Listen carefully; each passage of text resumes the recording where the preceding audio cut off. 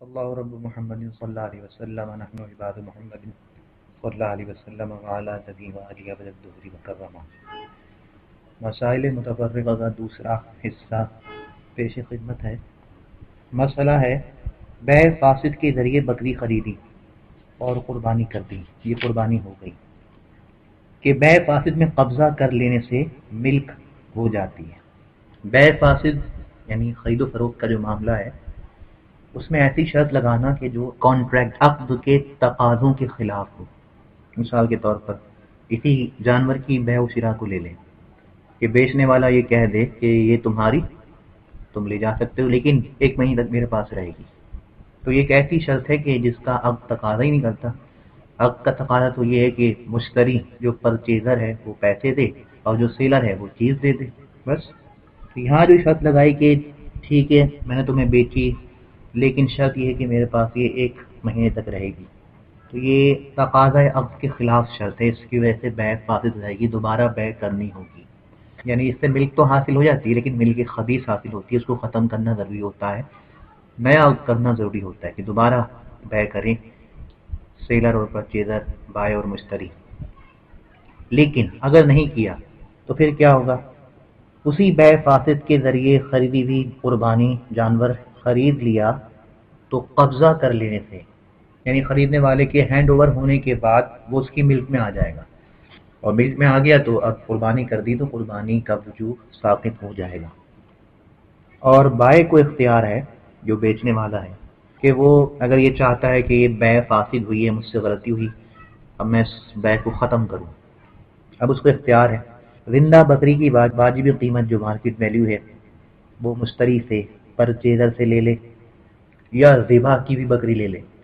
اگر market value لے لی یعنی بیع کو ختم نہیں کیا، برقرار رکھا قیمت لے کر، تو اب مشتری کے ذمے کچھ واجب نہیں ہے، قیمت اس پر لازمی تھی، حق کا تقاضا تھا کہ جو اس سے خرید رہا ہوں اس کی پیمنٹ کروں، اس نے وہ بھی دے دی، اور جو جانور خرید رہا اس کی قربانی کرنی تھی اس نے وہ بھی کر دی، تو اس کے ذمے کچھ بھی واجب نہیں، وجوب قربانی سے بھی سبکدوش ہو چکا ہے، اور بائع کو اس کا حق یعنی قیمت، جانور کی قیمت بھی دے دی ہے، تو یہ تو اپنی ذمہ داری سے سبکدوش ہو چکا ہے۔ اور دوسری صورت کہ بائع ذبح کی ہوئی بکری لے لے، یعنی وہ کہے کہ نہیں مجھ سے غلطی ہوئی، اب آپ مجھے یہ واپس دے دیں، چلیں آپ نے ذبح کر دیا کوئی بات نہیں، مجھے واپس دے دیں، تو اب قربانی کرنے والا اس ذبح کی ہوئی بکری کی قیمت صدقہ کرے۔ ظاہر سی بات ہے جب یہ اپنی قربانی جو یہ خرید کے لایا تھا بائع سے، قربانی اس نے کری جانور کی، جب واپس دے رہا ہے گوشت وغیرہ، تو ظاہر سی بات ہے اپنی قیمت، اپنا پیسہ واپس لے گا۔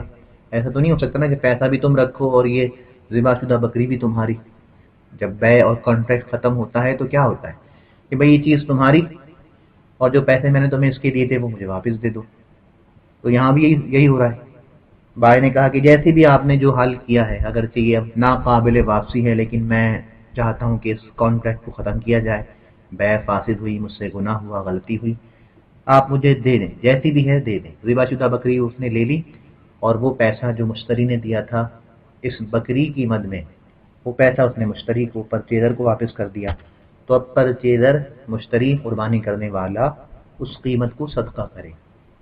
وجہ آپ جان چکے ہیں کہ اب یہ گوشت کا عوض بن گیا، اور قربانی گوشت کا جو عوض معاوضہ ہوتا ہے اس کے تصدق کا حکم ہے۔ اگلا مسئلہ ہے، ایک شخص نے دوسرے کو بکری ہبہ کر دی، گفٹ کر دی، موہوب لا یعنی جسے گفٹ کیا، موہوب لا نے اس کی قربانی کر دی۔ بکری کوئی بھی جانور لے لیں، مثال سمجھانے کے لیے دیے، کوئی جانور کہ جس کی قربانی ہو سکتی ہو، گائے، اونٹ، بکرا، بکری، مینڈا، بھیڑ، جو بھی، اس کو گفٹ کیا۔ مثال کے طور پر میں نے آپ کو گفٹ کیا، تو میں واہب، آپ موہوب لا، اور جو گفٹ کیا وہ ہے ہبہ۔ اب آپ نے قربانی کر دی، اس کے بعد واہب نے یعنی میں نے چاہا کہ میں اپنا ہبہ گفٹ واپس لوں، تو میں رجوع کا حق رکھتا ہوں۔ کچھ چیزیں ہیں کہ جس میں آپ رجوع نہیں کر سکتے، کوئی اگر کسی کو آپ تحفہ دے دیں تو اس میں آپ رجوع نہیں کر سکتے، تو اس کی کچھ شرائط ہیں، زیادت متصلہ، منفصلہ، موت احد العاقدین، اور قرابت، اس طرح کئی شرائط ہیں، وجوہات ہیں کہ جن کی بنا پر رجوع ہو سکتا ہے یا نہیں ہو سکتا۔ یہ کبھی ہم انشاءاللہ ہبہ کا بیان پڑھیں گے تو وہاں پر ڈسکس کریں گے۔ تو یہاں یہ صورتحال ہے کہ میں واپس لینا چاہتا ہوں، واپس لے سکتا ہوں۔ اب میں نے کہا جو میں نے آپ کو گفٹ کیا تھا مجھے واپس چاہیے، تو میں واپس لے سکتا ہوں، جیسا کہ یہ کہہ رہے ہیں کہ واہب اپنا ہبہ واپس لینا چاہتا ہے تو واپس لے سکتا ہے۔ اور موہوب لا کی قربانی صحیح ہے، اور اس کے ذمے یعنی موہوب لا کے یعنی آپ کے ذمے کچھ صدقہ کرنا واجب نہیں۔ صدقہ کرنا تو تب واجب ہوتا نا کہ جب عوض اور معوض ہوتا، یعنی میں آپ سے خریدتا کہ آپ مجھے اپنی قربانی جو میں نے آپ کو پہلے گفٹ کی تھی آپ نے اس کو ذبح کر دیا، اب آپ یہ مجھے بیچ دیں، میں آپ کو اس کا عوض دیتا، پیمنٹ کرتا، تو اس پیمنٹ کو آپ صدقہ کرتے۔ یہاں تو جب آپ کو گفٹ کیا تو اس وقت وہ آپ کی ملک میں آ گئی، آپ نے اپنی مملوکہ شے میں تصرف کیا، اس کو ذبح کر دیا، مجھے پھر دورہ پڑا، میں نے کہا مجھے واپس چاہیے، تو میں بغیر کسی عوض کے وہ جیسی بھی بکری وہ جانور تھا ذبح شدہ ہی وہ لے لیا، تو آپ کی قربانی صحیح ہو گئی، یعنی موہوب لا جو آپ کو بنایا ہے قربانی بھی صحیح ہو گئی کہ اپنی ملک میں تصرف کیا، اور آپ پر کوئی تصدق کرنا واجب بھی نہیں کہ آپ نے اس کا کوئی عوض نہیں لیا۔ یہ سب باتیں ہم پیچھے پڑ چکے ہیں، اب یہ سیدھے سیدھے مسئلے آ رہے ہیں، ان میں زیادہ ڈسکشن کی ضرورت نہیں ہے، اگر پچھلا یاد ہے تو ان کو سمجھنے میں کوئی مشکل پیش نہیں آئے گی۔ اگلا مسئلہ ہے دوسرے سے قربانی ذبح کرائی، ذبح کے بعد وہ یہ کہتا ہے جس سے میں نے قربانی ذبح کرائی وہ کہتا ہے میں نے قصدن جان بوجھ کے بسم اللہ نہیں پڑھی، اب جب بسم اللہ نہیں پڑھی تو جانور حرام ہو گیا۔ کچھ جانور تو وہ ہیں جو حرام ہیں، اللہ تعالیٰ نے انہیں حرام رکھا ہے مسلمانوں کے لیے، جیسے گدھا ہے، ایک ہے وحشی گدھا جسے آپ کہتے ہیں زیبرا، وہ تو جائز ہے، اور ایک یہ جو ہمارے ہاں عرف عام میں گدھا گاڑی لیے پھرتے ہیں یہ جائز نہیں، اور اسی طرح خنزیر ہے، کتا ہے، ریچھ ہے، شیر ہے، یہ اتنے جانور ہیں کہ یہ حلال نہیں ہے، لیکن جو حلال ہیں مرغی، بھینس، گائے، بکرا، بکری، نیل گائے، کبوتر، تیتر، بٹیر اور اس طرح کے جانور، تو یہ حلال تو ہے، لیکن جب تک آپ انہیں حلال طریقے سے ذبح نہیں کریں گے یہ بھی حلال نہیں ہوں گے، یعنی یہ اپنی آپ موت مر گئے، کرنٹ لگ کے مر گئے، یا اور کسی طرح آپ نے ان کو زخمی کر دیا اور یہ مر گئے، جو باقاعدہ طریقہ ہے کہ اللہ تعالیٰ کا نام لے کر ذبح کیا جائے، ایسا کچھ نہیں کیا، ایسے ہی ذبح کر دیا، اللہ کا نام نہیں لیا، تو ان تمام صورتوں میں یہ حلال جانور بھی حرام ہو جائیں گے، مردار ہو جائیں گے۔ تو اس نے یہی کیا جس کو ہم نے قربانی کی ذمہ داری دی، اس نے کہا کہ میں نے جان بوجھ کے بسم اللہ نہیں پڑھی، اگر بھول کر نہ پڑھتا تو پھر ہو جاتی، جس طرح بھول کر روزہ نہیں ٹوٹتا، اتنا بھول کر اگر آدمی ذبح پر قربانی پر بسم اللہ اللہ تعالیٰ کا نام نہ لے تو پھر وہ حلال ہی ہوگی، لیکن وہ کہہ رہا ہے، اقرار کر رہا ہے، اپنے اقرار کی وجہ سے پھنس رہا ہے کہ میں نے جان بوجھ کے بسم اللہ نہیں پڑھی، تو اب اس نے تو بھائی ہمارے جانور حرام کر دیا، کسی کام کا نہیں رہا، نہ ہماری قربانی ہو پائی، نہ وہ اس لائق رہا جانور کہ اس کو کھا لیا جائے یا کسی کو دے دیا جائے، حرام ہے۔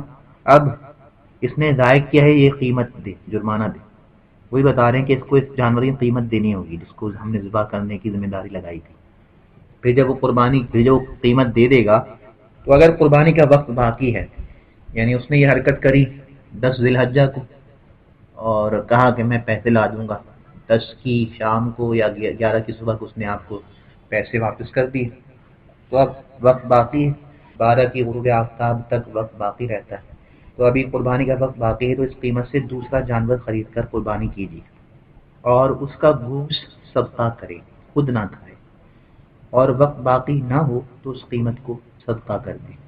اچھا، یہ جو کہا کہ اس کا گوشت صدقہ کرے، خود نہ کھائے، یعنی اگر وقت باقی ہے پیسہ لے کر دوسرا جانور لائے، قربانی کرے اور گوشت خود نہ کھائے بلکہ صدقہ کرے، اور اگر وقت باقی نہیں ہے تو پھر قیمت صدقہ کرے۔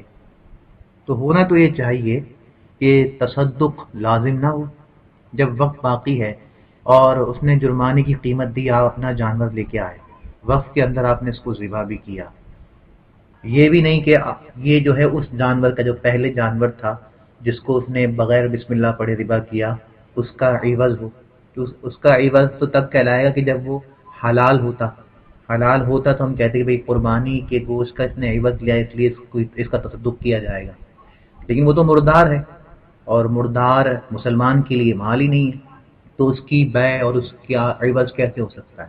تو وہ جو جانور بنا بسم اللہ پڑھے ذبح کیا وہ مردار ہے، اس کا کوئی عوض نہیں بن سکتا. اور قربانی کے وقت میں قربانی کری، دوسرا جانور لا کر ذبح کیا، قربانی کا وقت بھی موجود ہے، تو گوشت کا تصدق کرنا بھی نہیں بنتا. تو پھر یہ حکم کیوں دیا؟ علامہ ابن عابدین شامی کی میں نے رد المختار دیکھی، وہ بھی یہی کہہ رہے ہیں کہ ابن وہبان نے، ابن شاہنہ نے، سب نے اسی طرح لکھا ہے کہ قربانی کا گوشت یعنی دوسری قربانی لے کر کے آئے، اگر وقت باقی ہے اس کے بعد اس کے گوشت کو صدقہ کرے، خود نہ کھائے. پھر آپ فرماتے ہیں کہ مجھے بھی اس کی وجہ سمجھ میں نہیں آئی اور نہ مجھے کہیں نظر آئی. لم ارا من ذکری وجہ عدم الاکل منہا یا انہا، اس طرح ہی کچھ عبارت ہے. فرماتے مجھے بھی اس کی کہیں وجہ نظر نہیں آئی، نہ سمجھ آئی. اب یہ کہا جا سکتا ہے کہ شاید اس مسئلے کا تعلق منظورہ قربانی سے ہے. پیچھے ہم نے پڑھی تھی نا قربانی کی اقسام، ایک وہ قربانی ہے جو صرف فقیر پر ہوتی ہے، ایک قربانی وہ جو صرف امیر پہ ہوتی ہے، ایک وہ قربانی جو دونوں پر ہوتی ہے، یعنی نظر کی، نظر شرعی، منت شرعی. یہ وہ ہوگی، اس کے متعلق یہ مسئلہ ہے. ورنہ اگر اس کے متعلق یہ مسئلہ اگر نہ ہو تو پھر یہ قید بالکل فضول ہے کہ خود نہ کھائے، اس کی کوئی وجہ ہی نہیں بنتی. واللہ عالم. اگلا مسئلہ ہے، 3 شخصوں نے 3 بکریاں قربانی کے لیے خریدی، پھر یہ بکریاں مل گئیں، پتہ نہیں چلتا ہے کس کی کون سی بکری ہے. اس صورت میں یہ کرنا چاہیے کہ ہر ایک دوسرے کو ذبح کرنے کا وکیل کر دے، تو سب کی قربانیاں ہو جائیں گی. کہ اس نے اپنی بکری ذبح کی جب بھی جائز ہے، یعنی جس بکری کو یہ سمجھ رہا ہے کہ میری بکری پتہ نہیں ہے نہیں ہے، اگر اس کی اپنی ہے تو بھی جائز ہے. کیونکہ اگر میں اپنے کام کے لیے کسی کو وکیل بناؤں تو ایسا تو نہیں ہے کہ اب وہ کام وکیل ہی کرے گا، میں نہیں کر سکتا. میں اپنے نکاح کے لیے اگر کسی کو وکیل بناؤں تو کیا میں خود نہیں کر سکتا؟ میں خود بھی جائے کر سکتا ہوں. ہاں وہ کرے تو وہ بھی اس سے بھی ہو جائے گا. تو وہی بتا رہے ہیں کہ اپنی بکری کی ذبح کی تب بھی جائز ہے، اور دوسرے کی ذبح کری تو وکالت لے چکے ہیں تو وہ بھی جائز ہوگی، تو سب کی قربانیاں ہو جائیں گی. ایک انہوں نے حل بتایا کہ اگر ایسی کوئی صورت کنڈیشن بن جائے تو پھر اس الجھن سے باہر نکلنے کا حل کیا ہے. اگلا مسئلہ ہے، دوسرے سے ذبح کرایا اور خود اپنا ہاتھ بھی چھری پر رکھ دیا کہ دونوں نے مل کر ذبح کیا، تو دونوں پر بسم اللہ کہنا واجب ہے. ایک نے بھی قصدن چھوڑ دی بسم اللہ کو، تسمیہ کو، یا یہ خیال کر کے چھوڑ دیا کہ دوسرے نے کہہ لی مجھے کہنے کی کیا ضرورت، تو دونوں ہی صورتوں میں جانور حلال نہیں ہوگا. ایک تو یہ تھا کہ آدمی جس کی قربانی تھی وہ دور کھڑا ہے اور اپنی قربانی کو ذبح ہوتے ہوئے دیکھ رہا ہے، ذبح کرنے والا بسم اللہ پڑھ کے ذبح کر رہا ہے، تب تو کوئی حرج نہیں تھا. لیکن جب اس کو ٹانگ اڑانے کا شوق ہوا اور اب اس نے بھی کہا کہ میں بھی ہاتھ رکھوں گا، تو اب دونوں ہی، کیونکہ دونوں کے ہاتھ ایک ہی چھری پر ہیں اور وہ چھری یا وہ جو بھی چاقو وغیرہ ہے وہ جانور کے گلے پر ہے، تو ایک کام جو عبادت ہے جب دونوں مل کے کر رہے ہیں تو دونوں کے لیے ضروری ہے کہ بسم اللہ پڑھیں. دونوں میں سے کوئی بھی یہ سوچ کر نہیں چھوڑ سکتا کہ ایک نے پڑھ لی تو کیا ہو، دوسرے کو پڑھنا ضروری نہیں، بلکہ دونوں ہی پڑھیں گے. جب دونوں کام کر رہے ہیں، ایک ساتھ مل کر ذبح کر رہے ہیں، دونوں کے ہاتھ چھری پر ہیں، تو دونوں بسم اللہ پڑھیں گے، تب جا کے جانور حلال ہوگا. ایک نے بھی چھوڑا حلال نہیں ہوگا، حرام ہو جائے گا. اس لیے بہتر یہ ہے کہ ٹانگ نہ اڑائیں، دور دیکھ کھڑے ہو کر دیکھیں، یعنی ایسے غافل شخص کے لیے. ورنہ بہتر تو یہ کہ آدمی اپنے ہاتھ سے ہی ذبح کرے.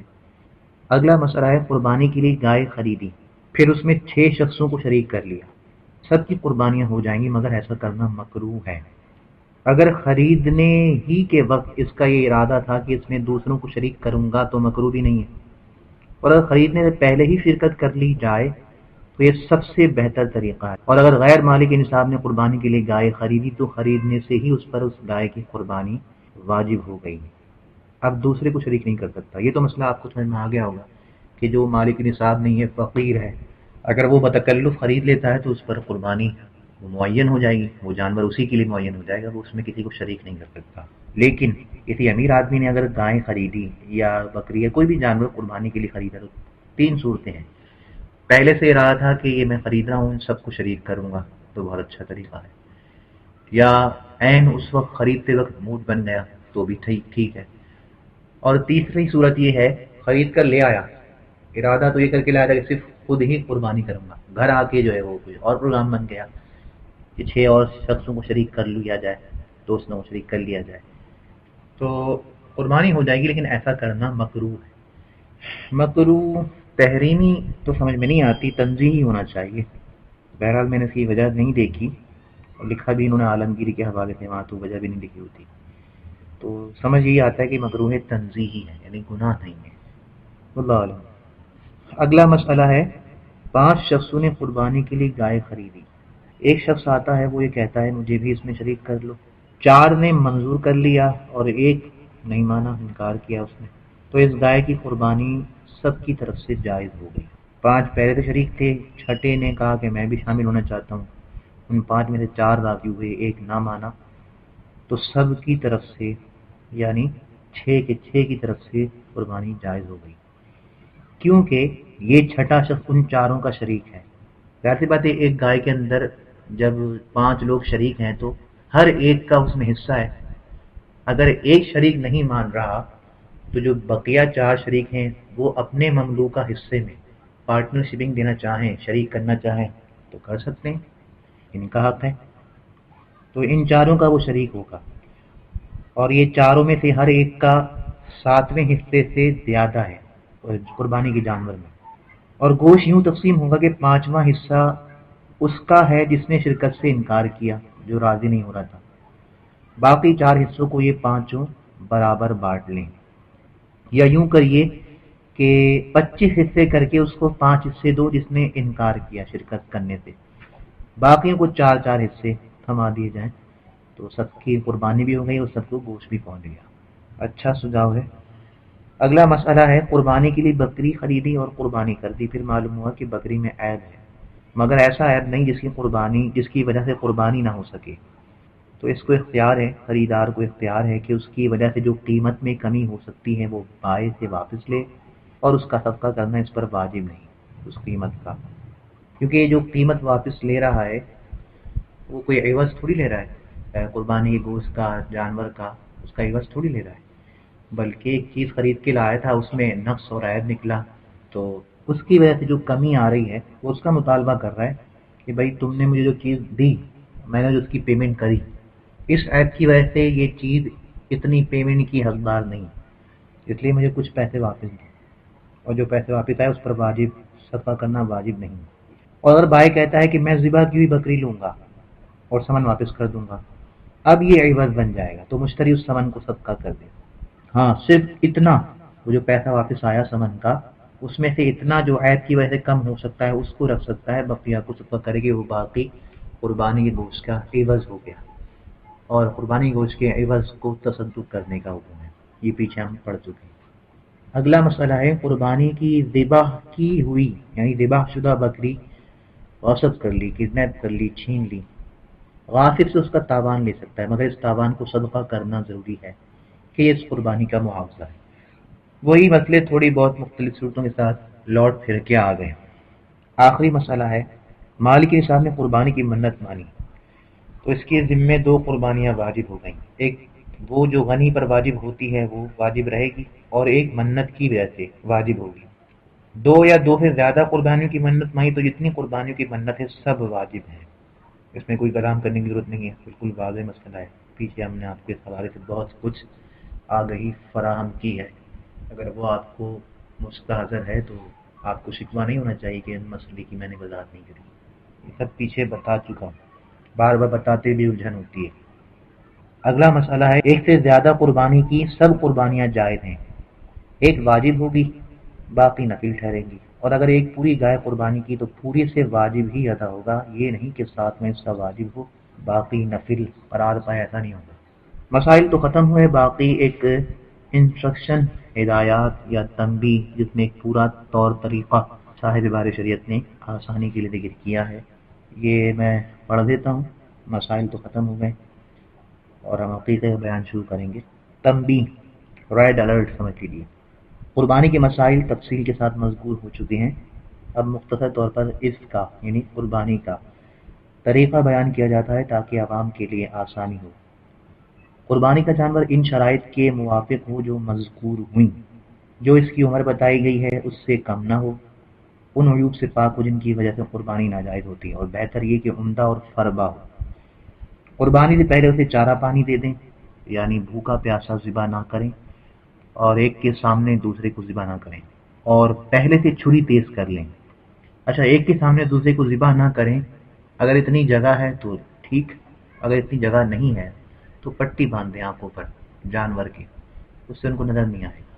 اور پہلے سے چھری تیز کر لیں. ایسا نہ ہو کہ جانور گرانے کے بعد اس کے سامنے چھری تیز کی جائے.